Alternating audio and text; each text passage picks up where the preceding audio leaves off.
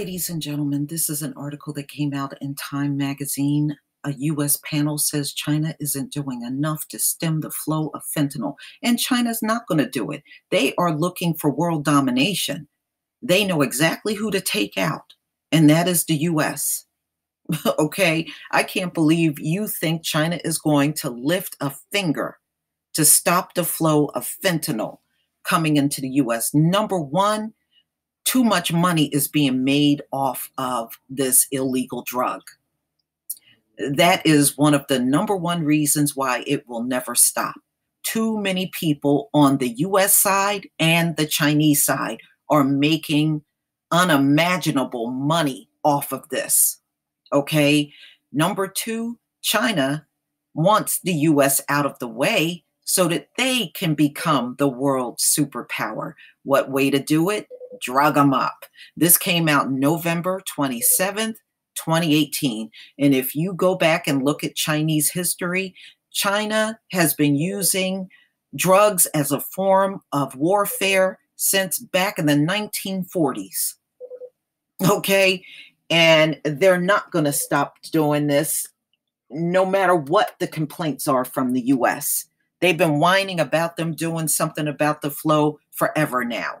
And China has not lifted a finger, and they're not going to. They don't care about these Americans over here dying from all these overdoses. They're happy to see it because the less of you there are for the fight, the easier it will be for them to rise to the top.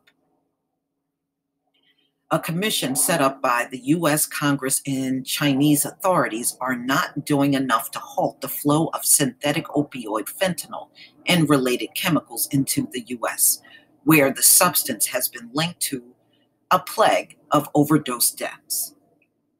U.S. officials have proposed strategies for Beijing to systematically control fentanyl substances, but the changes have not been approved by the Chinese government, and it won't.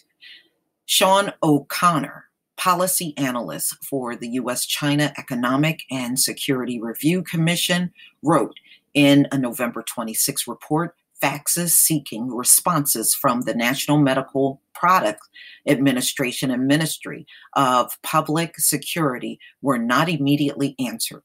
Fentanyl exporters have skirted Chinese laws by shifting to analogs or molecules that have similar effects on the body, but do not fall under bans the country has imposed on fentanyl itself. China has been too slow to add new categories of analogs to the list of prohibited substances, according to the U.S. report. Trump, in October 2017, declared widespread opioid abuse a public health emergency and vowed to use the federal government's legal powers to pursue companies that help fuel the epidemic. And that's going nowhere, y'all. It's going nowhere. Trump said at the time he would raise the issue of Chinese fentanyl making its way to the U.S. with Chinese President Xi Jinping as top priority, and he will do something about it. The commission reinforced a conclusion made in a February 2017 brief calling China the largest source of illicit fentanyl and fentanyl-like substances in the United States. Domestically, China does not have a fentanyl abuse problem, according to the report. No, they don't have a drug abuse problem with fentanyl over there because they're selling it all to the U.S. The opioid plague has emerged as one of the U.S. most pressing public health matters, claiming a life every 19 minutes, according to the U.S. Surgeon General. Wow. So somebody in this country dies every 19 minutes on opioids. Cost estimate range in a 2016 study in the Medical Care Journal estimates an annual economic cost of opioid overdose, abuse, and dependence at $78.5 billion. That's a lot of damn money. The U.S. China Economic and Security Review Commission was created by Congress in October 2000 to investigate and submit an annual report on the national security implications of trade between the US and China. Ladies and gentlemen, China is never doing anything about this. It doesn't care how much the US whine. And don't think that it's only people in China doing this. It's these Chinese people living here in America heavily involved in this too. Don't make no mistake about it. They're deeply involved in this shit too. And there's no end to this. It's not going to end. And you got the people here demanding the illegal drug. You got them on the dark web ordering this stuff and having it shipped to their houses. You know, it's a big mess. And it's one that they obviously can't handle. And it's very difficult for China to even catch these people because even they said they change locations all the time.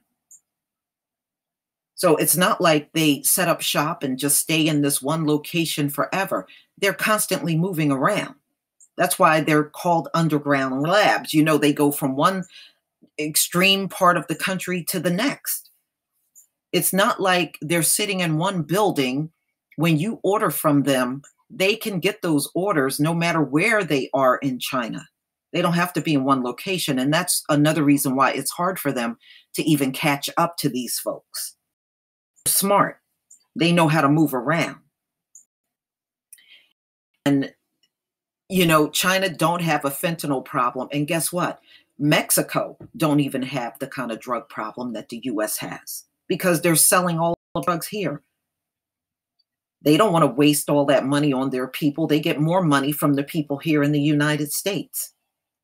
So the US got a bigger drug problem than China and Mexico. Boy, these folks really are playing you. But please tell me what you think, ladies and gentlemen. Please leave your comment and subscribe.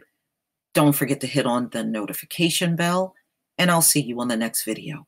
Peace, family.